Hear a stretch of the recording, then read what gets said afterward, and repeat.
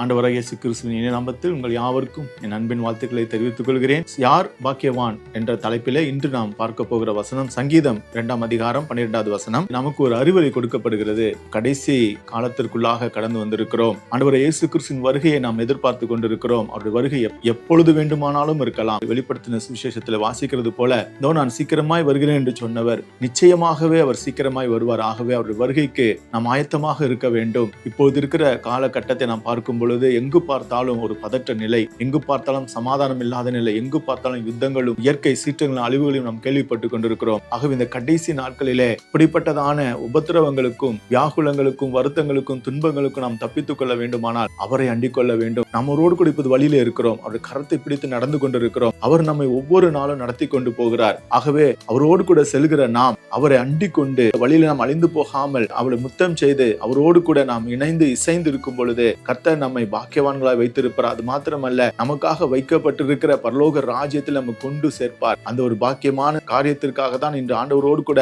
நாம் உறவாடி கொண்டிருக்கிறோம். அந்த இலக்கை அடைவதற்காக தான் அவரோடு கூட நடந்து கொண்டிருக்கிறோம். ஆகவே இப்பொழுது குமாரன் கோபம் கொள்ளாமல் அவருடைய கோபம் நம்மை பற்றி எரியாமல் இருக்கும்படி அவரை முத்தம் செய்து அவரோடு கூட இசைந்து நாம் பயணம் செய்வோமானால் நாம் பாக்கியவான்களாய் இருப்போம். கர்த்தர் உங்களை ஆசீர்வதிப்பாராக. ஆமென்.